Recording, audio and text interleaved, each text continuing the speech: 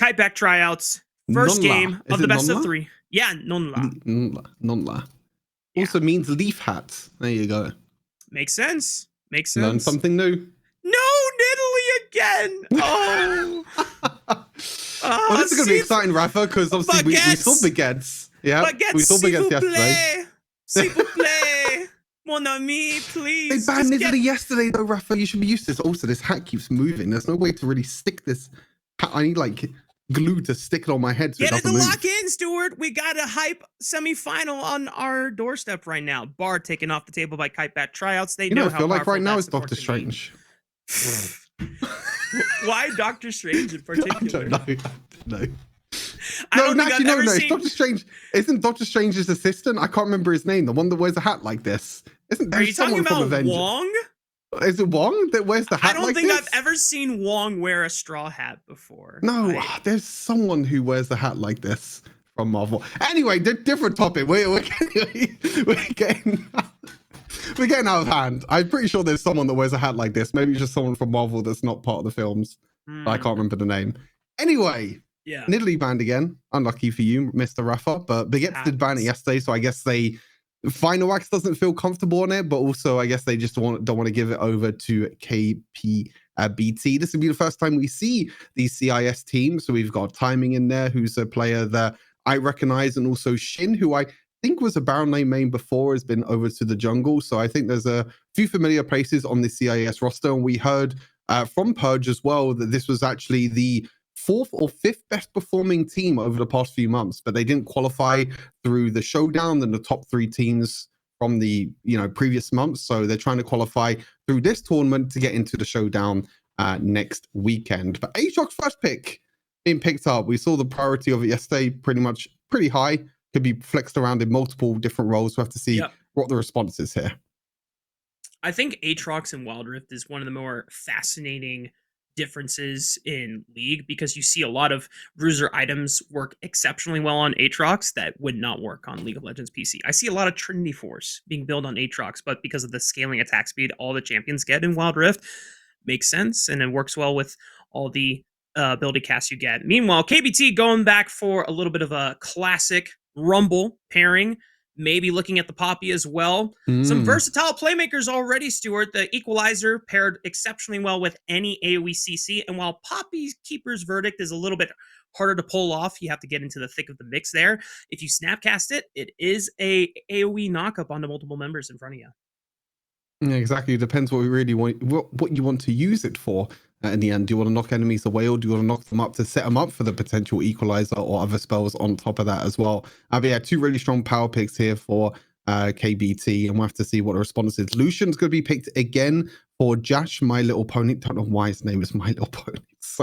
It's so I'm just going to call him Jash every time. People will know who it is. And then Rise potentially for Random in the mid lane. What I'm realizing more and more with Random as I've been watching him is he doesn't really play a lot of these bruisers. We saw a lot, especially like in Vietnam and also just throughout the last couple of days, these solo laners, even in the mid lane, a lot of them still like to play these bruiser types or these bruiser mages, I guess you can say, like the potential of the Gwen or Rumble or any of these other champions. But Random is just like, I prefer to play these mages. We saw yesterday on Aurora. We now see today on Rise. So he much prefers to play these mages, these scaling mages, which can be a really big carry potential in the later stages of the game. So a bit of adaptation there for Random, but he's a player that can pilot pretty much any champion at the highest level.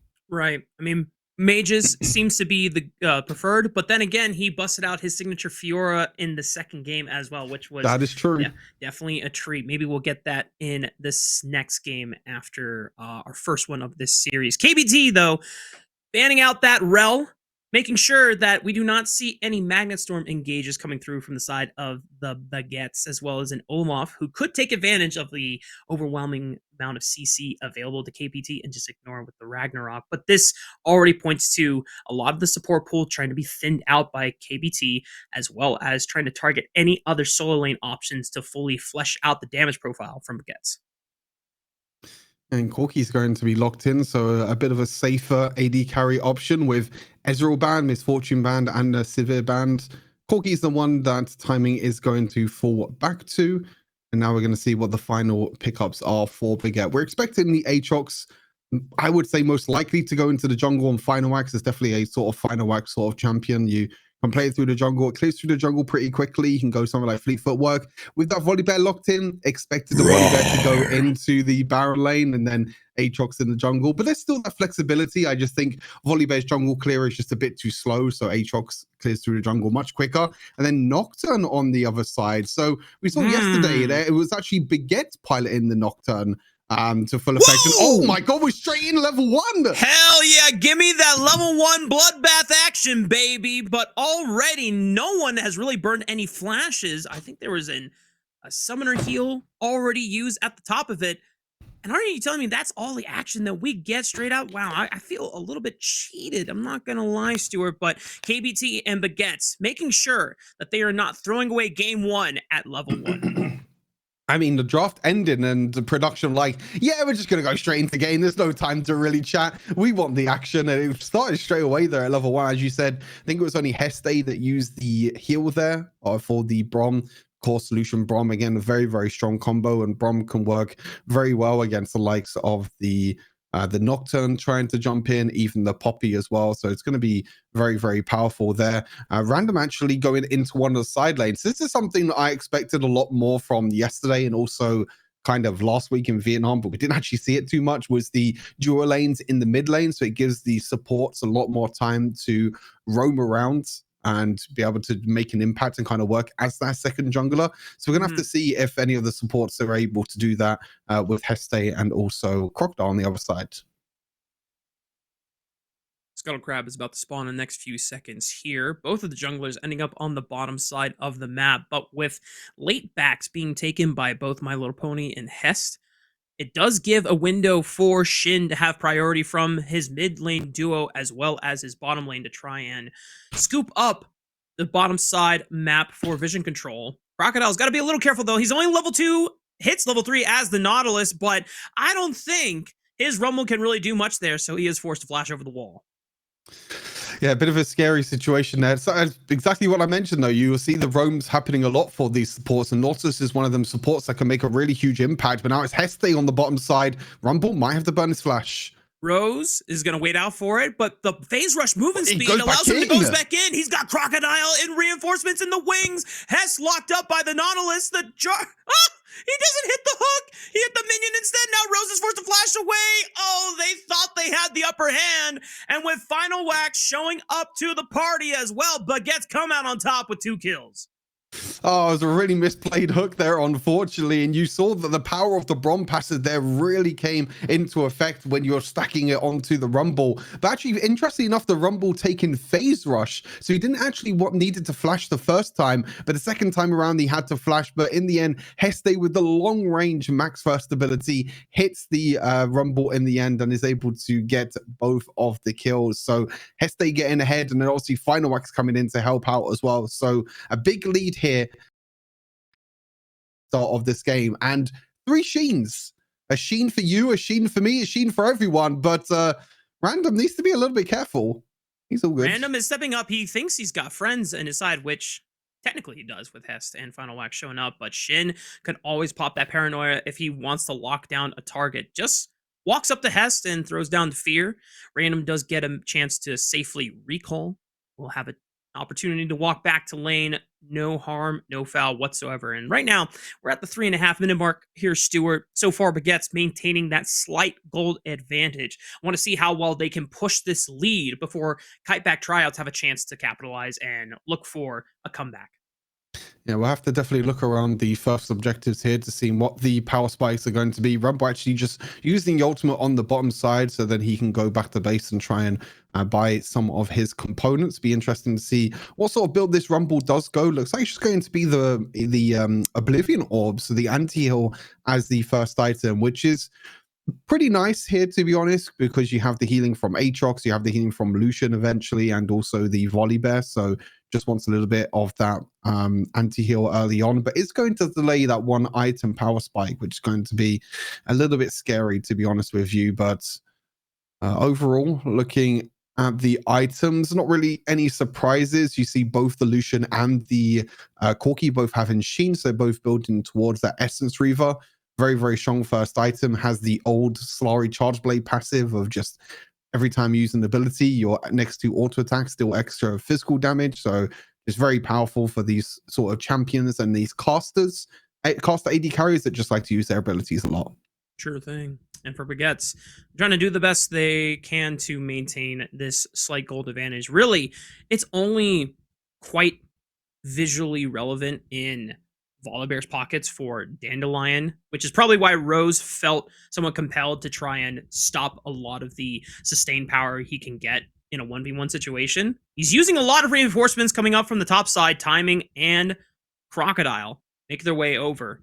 But the reinforcements of Hest and Final Wax ensured that Dandelion does stay safe under that tower. And now it leaves about 30 seconds before both of our neutral objectives spawn on the Rift. Shin just trying to play a little bit aggressive on the bottom side, but Random just going to use the Ghost straight away as a protective measure. But now the Nocturne's on the opposite side of the map here and actually gets cancelled by Random. And oh my god, actually able to do a lot of damage. He might even go in with the ultimate as well. Shin uses a spell shield though to stop the damage from Random. And that means that Random is going to get caught out, maybe a bit too over-aggressive there. A bit too cocky, I guess, for Random. Going in 1 versus 2, not respecting the spell shield from the Nocturne. Yeah, Random thought that he was able to, or he would be able to find a quick drive-by and then walk on out, maybe with the power of his passive as well as that phase rush being procced, but that does delay him for this potential objective fight. The rest of KBT still have access to the Paranoia. 2k HP on the Ensemble. Final Wax pops the World Ender, but is forced out of the fight. Crocodile keeps him out of the chokehold, and the Ensemble is secured by Shin, but the rest of the reinforcements come through for Baguettes. They're looking for a fight afterwards. On the follow-up, they drop the Poppy, forcing the Corki to flash. Timing is forced to retreat. Everyone's flash flashing. from Final Wax. Darkened Blades soar and score the earth below him, and Kiteback Tryouts are forced to flee. Oh, everyone flashing forward there. As soon as the Corki flash, Final Wax was like, yeah, I'll follow. Just was like, yeah, you know what, I'll follow as well. And they dove straight in onto the Corki. Unfortunately, though, it is Heste getting the killing spree with 3 kills on this Brom, which is definitely someone that you don't really want to give all the gold over to when you have someone like a Lucian on your team that wants to get the early aggression and early advantage, and the same with the Aatrox as well. So not really being able to give the kills over to the champions that they want to over the side of Baguettes, but is still able to get that advantage over on the Rift Herald. The Rift Herald, though, does go over to the side of KBT, and it is going to be the Nocturne with that Rift Herald. So we'll have to have a look and see what lane he prioritizes to try and take down this first tower. That's right. He's going to make short work of this dragon, since he doesn't feel confident enough to look for a turret brick plate just yet. Using the powered priority from the mid lane duo, at least gets a nice bit of resistance buff to his overall team. But Baguette's given a little bit more breathing room, knowing that they do not have to deal with the Paranoia for quite a while. Big power spike coming in from Rose. That Leandries works so well with overall of Rumble's kit. I imagine next play might just be towards the top side where Shin ends his next jungle clear rotation. Yeah, exactly. You can see that he went over to the dragon, was able to take that away. You see the Baguette's just not interested in the dragon at all. They're like, yeah, you can take the dragon. And meanwhile, whilst that's all happening, Final Wax can just spend a little bit more time farming up, and you actually waste quite a lot of time when you're taking the dragon. You can see Final Wax is able to clear through his whole jungle. It actually looks like they're going to get a kill here on the top side to the Rumble, and Rumble is going to die on the top lane. So they do lose that mid lane tower, but they are going to trade for that top lane. But look at the rest of KBT. They're going all the way down to the bot lane, and it's just full rotations and grouping around the map, but there's no minions there, Rafa, to help them take this bot tower. Yeah, really nice job from Dandelion to at least clear the minion wave. Forced to flash away and use the ult just to retreat, but it does buy more time for Baguettes to not only cascade from the turret on the top side into a mid lane turret retrieval by Baguettes, and that at least answers back for the macro play that KBT invested in. Actually, really nice to see that they were able to get towers and really take advantage there of KBT just playing a little bit too over aggressive in the bottom side. When you know the Volibear has flash and ultimate, it's very, very difficult to lock him down unless you have anything else. But Heste, are we okay, buddy? Yeah. You know what? I liked it. He drains a lot of his HP, but he tells timings like, hey, sit down, bro. This turret is not safe for you, buddy. And that will at least give Dandelion one wave of free farm, maybe some pressure, since no one else is answering it right away. He might be able to take this turret. Look where everyone else is positioned. It is forcing young Risk to come on over to the bot side of the map. Not sure if he'll get there in time or not. All right, he gets there. Never mind. Yeah, I guess in time for the minions, yeah. But as you mentioned, I think just when you're putting an AD carry or a marksman in one of your side lanes, it becomes very, very difficult because they're so easy to dive underneath the tower. You saw there that Heste was like pressuring him and just saying to him, it's like, yeah, you need to be a little bit more careful. You can't just walk down here and get some turrets and get some minions for free. So Corki going back into the mid lane, but now they're both roaming down here. Take two are trying to take down Volibear, but again, he has the ultimate to escape. Like, you cannot shut down this Volibear. KBT thought they had enough time to make the collapse happen, but yep, that Stormbreaker not only is good at disabling towers, but also it's a nice way to get a getaway in case any enemy forces show in their face. KBT trying to solve as much time as they can. A lot of the scaling going to be coming through for this quarter later on, but nice use of the flash there from Shin, forced to get out, but does at least survive. Should be able to come back to the Rift here with 2 items alongside the Stryberg enchantment. Oh boy, Stuart, that's a scary Nocturne if he ever gets on top of My Little Pony. Yeah, it's going to be very scary. I think the good thing is, though, with the Lucian is you have the Bombite at your side, and also you have the extra dash with the Gale Force in there for the Lucian. So should be okay to be able to create that distance from the Nocturne. Like I said, with the Stridebreaker, with the slow that you can deal and the extra dash might be a bit of a difference here. But it seems like both the supports are kind of playing the style that I was expecting, roaming around with the junglers or trying to at least roam around to try and blow some cooldowns and some ultimates. You saw the Nautilus is playing quite aggressive with his ultimate. The same with the Brom. Nocturne not having flash though for this potential next fight around this Baguette Baron. It's going to be pretty big.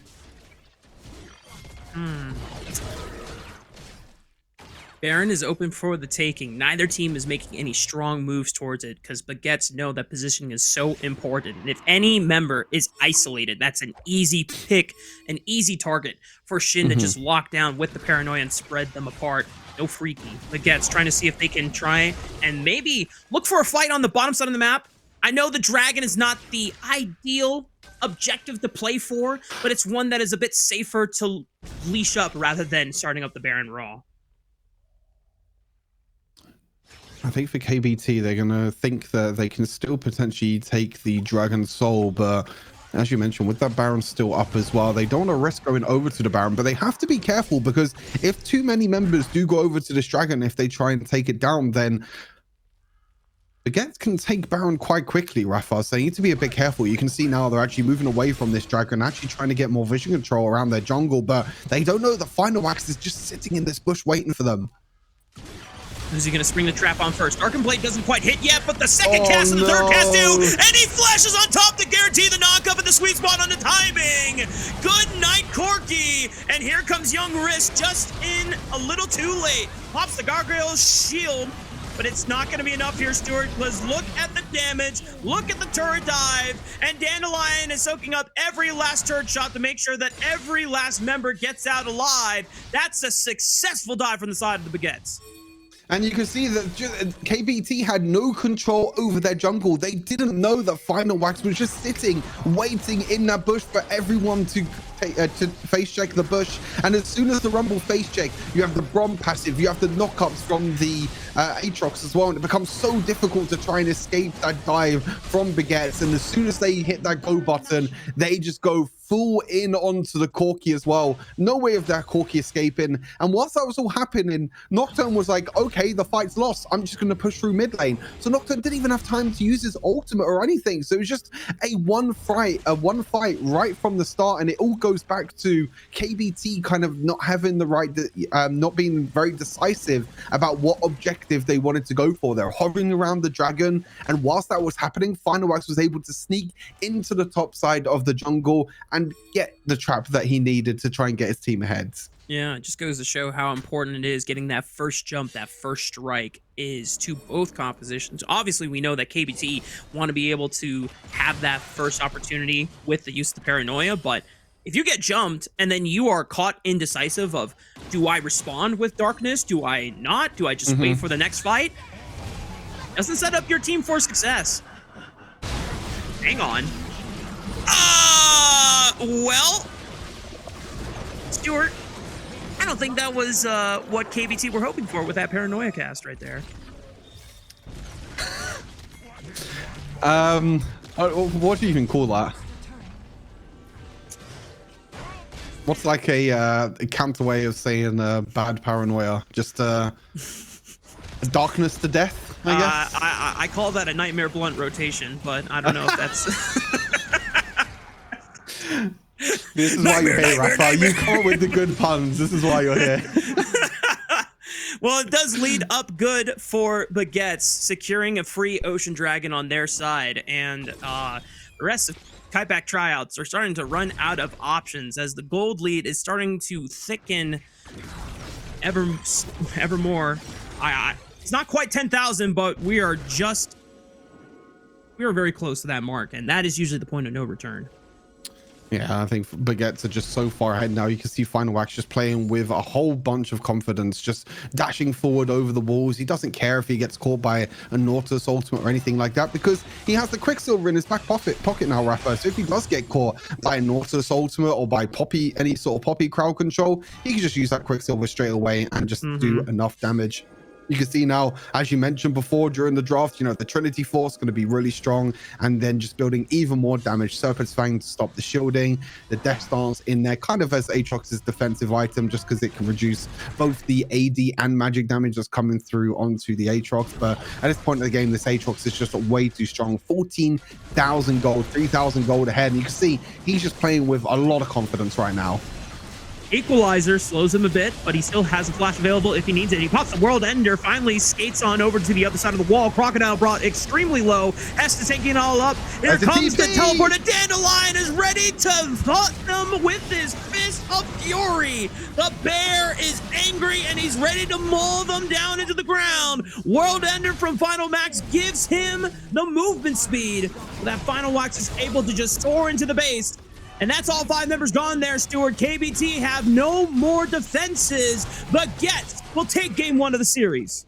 Yeah, dominating fashion in the end. The early game was a bit even. Few trades going back and forth, but in the end, again, it came down to really the vision control and the control that Baguettes were able to get around the enemy jungle, and a little bit of sneakiness from Final Wax in the end, sneaking in, getting that first strike, as you mentioned, which is so important in Wild Rift, making sure that you're the first one to deal damage first. And usually if you are that sort of person, you have the follow-up afterwards from the Rise and the Brom in the end, which was very, very powerful for Baguettes in the end. And from that point, they took the Baron and they're able to snowball the lead. We know all of these players. We know that they're able to use their advantage to the next level. They know how to use the advantage, and they played